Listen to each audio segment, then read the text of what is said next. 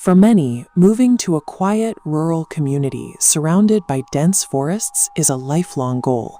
It offers a chance to leave behind the chaotic noise of the city for a landscape that feels clean, quiet, and safe. But these vast, unmonitored spaces also function as a massive blind spot, because the woods aren't just empty, they are unobserved. And as the distance from the nearest police station increases, the nature of the risks changes. It starts at the boundary, the thin line where a small town ends and the wilderness begins.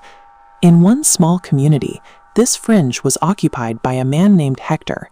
He was a local fixture, described as a short, strong man who spent his days skipping through the streets and woods.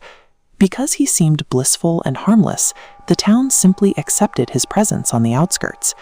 That perception shattered when a hiker followed the sound of voices deep into a patch of trees near the town limits. He found Hector alone, engaged in a violent, multi-voiced argument with himself. Hector was switching between an angry, belittling persona and a weeping voice begging for mercy, acting out a private psychosis in the silent woods. The moment Hector realized he was being watched, his demeanor shifted instantly. The skipping stopped. He locked eyes with the hiker, his expression twisted with genuine rage, and he began a full-speed sprint toward the witness. Hector chased the hiker through the brush for miles, laughing and screaming that the hiker would never leave those woods alive. He only stopped once the hiker reached the safety of the town, leaving the victim to realize that a violent threat had been hiding behind a harmless reputation just minutes from his front door. If a threat this volatile can exist on the very edge of a functioning community, it suggests that the safety we feel in rural towns is often a matter of luck, a thin layer of civility that disappears the moment you step off the pavement. The danger shifts once you move on to the marked trails, places where you are no longer minutes from home, but days away from the nearest road. This was the reality for Artie and Katie during a multi-day hike in the mountains of upstate New York. They were experienced and well-prepared, but they were also completely isolated, with no one else for miles in any direction. Their first night was interrupted by the sound of heavy footsteps circling their tent. For hours in the pitch black, they listened to someone pacing around them, occasionally letting out a high-pitched, mocking giggle. They woke to find the campsite surrounded by deliberate, unsettling markers.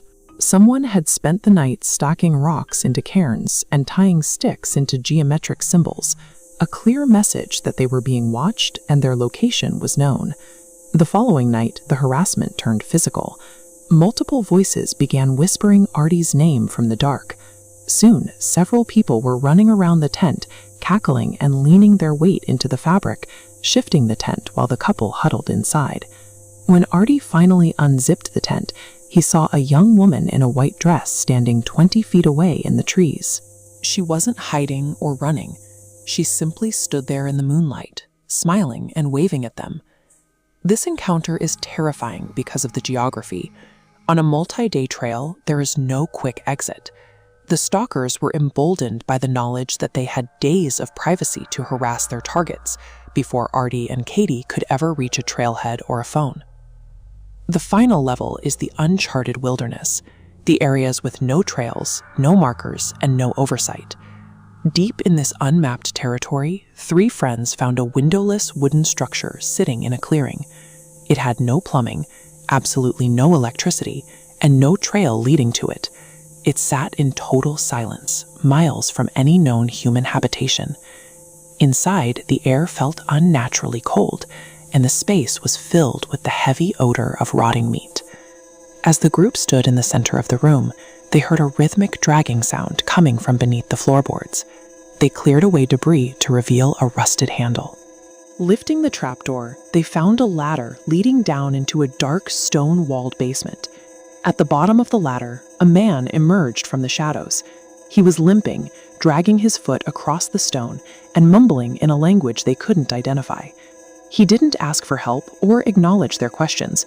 He simply stared at them with hollow, unblinking eyes. As the man took a single, deliberate step toward the ladder, the friends panicked. They scrambled out of the cabin and ran blindly through the woods, desperate to put as much distance as possible between themselves and the structure. Finding someone living in a windowless basement miles from the nearest road is a different kind of horror. In this environment, there is no social context or community to ensure people follow the rules of the civilized world. You are left with the chilling reality that some people choose to live where they can never be found. The most unsettling part of these stories is the complete lack of a resolution. In every case, the forest effectively absorbed the evidence.